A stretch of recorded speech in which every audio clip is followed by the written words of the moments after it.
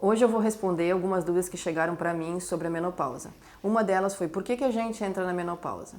Então, a gente nasce, a mulher nasce e já tem lá a quantidade de óvulos no seu ovário. Então, desde lá da barriga da nossa mãe, a gente já tem aquela quantidade, milhões de óvulos nos ovários. E com o passar do tempo, esses óvulos vão sendo gastos, independente do que a gente faça. Eu tenho paciente que pergunta assim: se eu tomar anticoncepcional, eu estou reservando meus óvulos, eu vou entrar na menopausa mais tarde? Não, a gente vai tendo esse gasto ao longo da nossa vida, mês a mês, principalmente depois que começa a menstruar.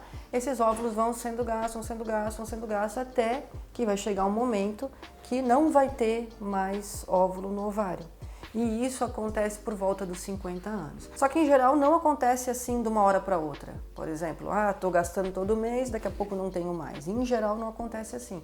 Em geral ele começa a falhar. É que eu falo assim: o ovário está trabalhando e agora ele está falhando o trabalho dele, ele não está conseguindo mais trabalhar. Então tem mês que ele trabalha, então tem mês que ele produz lá os hormônios e tal, e tem mês que não trabalha. Então tem mês que então a pessoa sente assim: esse mês eu tô bem. No mês seguinte, falei a menstruação não veio, comecei com calorão, comecei a me sentir diferente, então é o mês que o ovário já não está trabalhando direito. Então nesse período em que trabalha, não trabalha, que está começando a falhar, a gente chama de climatério, que em geral começa depois dos 40 anos, que é quando a gente está entrando no climatério, a gente fala, quando o ovário não está mais trabalhando direito. Então podem começar os sintomas, por exemplo, o calorão é um deles comum nessa fase do climatério. E depois que o ovário não trabalha mais, então ele parou de produzir hormônio, parou de produzir óvulo, não há mais hormônio, a gente fala em menopausa, que o que a gente vai sentir? Parou a menstruação. Por que acontecem esses calorões? Então justamente é isso, é a falta de hormônio, principalmente do estrogênio, que faz essas ondas de calor por um mecanismo ali cerebral que talvez tenha a ver com a questão de serotonina também, tanto é que hormônios antidepressivos também melhoram a questão do calorão. Então, quando a gente tem calorão, as pessoas que têm, é muito ruim, atrapalha muito a vida, porque é principalmente à noite, então atrapalha o sono, então a pessoa não dorme direito porque acorda com calor, tira a coberta, aí daqui a pouco dá frio, põe a coberta de novo, acorda com calor, isso várias vezes à noite, e aí imagina, não conseguindo ter um sono profundo, um sono recuperador, durante o dia fica cansada, fica estressada, então tudo isso começa a atrapalhar a qualidade de vida. E o que a gente faz? Reposição hormonal ajuda muito nos calorões, é o que mais vai melhorar calorão, ou quem não pode, ou quem não quer, existem tratamentos que a gente fala não medicamentosos, exercício físico, tem pacientes que melhoram com fitoterápicos, chá de amora branca, soja, derivados da soja, então tem pessoas que respondem super bem a isso, tem pessoas que não, né? Ou então antidepressivo, também ajuda a tratar calorão em quem, enfim, tem que avaliar quem precisa. Outra pergunta bastante comum é a reposição hormonal. Posso fazer? Venho? Faço? Não faço? O que isso pode trazer? Então, existiu muito temor em relação à reposição hormonal.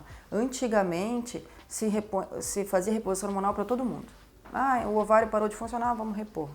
Depois veio um estudo grande, que chama WHI, e esse estudo, ele questionou muito a reposição hormonal, porque começou a haver alguns riscos relacionados à reposição hormonal, principalmente o risco de câncer de mama e riscos cardiovasculares também. Então, começou a ficar um medo da reposição hormonal e, não, agora ninguém mais pode fazer reposição hormonal. E o que a gente começou a ver? É que nesse estudo entraram mulheres, foram estudadas mulheres mais velhas, por exemplo, ali pelos 60 anos, que às vezes já tinham outras comorbidades e por isso é que a reposição hormonal acabou trazendo esses problemas para elas. Então, o que a gente começou a ver? Tem que individualizar o tratamento. Não é assim, todo mundo faz ou ninguém mais pode fazer. A gente tem que ver o perfil dessa paciente, né?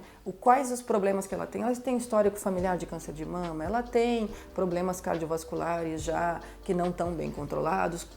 Como é que é essa paciente? Quais os sintomas que ela tem? O que a gente pode, então, individualizar o tratamento?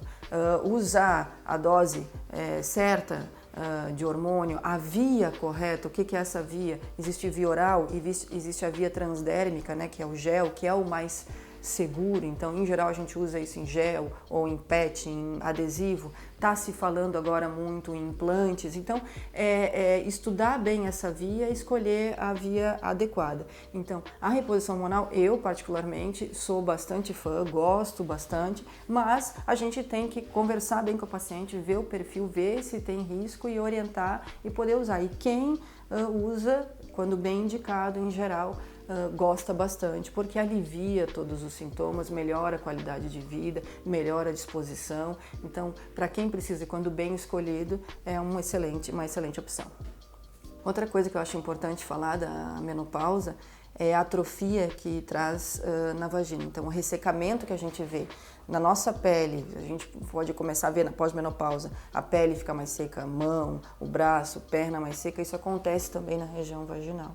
E uma pele seca e fininha na região vaginal atrapalha muito na relação sexual, porque a relação sexual, ela demanda uma fricção. Então, uma fricção em cima de uma pele seca e fina machuca, dói. E a relação sexual, ela é associada a bem-estar, a prazer, a coisas boas. Quando começa ela a ser associada a coisa ruim, eu vou lá e vai me doer, eu vou lá e vai sangrar, eu vou lá e vai me machucar, começa a perder a libido também. Então, ninguém quer buscar ou procurar uma coisa que machuca, uma coisa que dói. Então, começa a ser um transtorno para a vida da mulher, para a vida do casal, em que não precisa ser assim. Então, a gente tem que atentar para isso, porque tem tratamento para essa atrofia vaginal. Existem tratamentos tópicos, excelente. O que é tópico? Creme, óvulo, de hormônio. E esses cremes hormonais, eles são de ação local. Então, mesmo quem não pode fazer reposição hormonal sistêmica, que seria o gel que eu estava falando, que não pode ou não quer, existe tratamento hormonal local, que não vai ter absorção. Então, existem cremes de testosterona, cremes de estrogênio, cremes de, por exemplo, DEA, que ajudam muito nessa questão. E também tem os outros tratamentos que não são hormonais, como o laser, a radiofrequência, que tratam essa mucosa, tratam essa pele, melhorando a qualidade da pele, a elasticidade, a resistência, a lubrificação. E a mulher consegue ter a relação sexual e voltar a ser uma coisa prazerosa. Então, se vocês tiverem mais dúvidas, mandem as perguntas que a gente faz um próximo vídeo respondendo.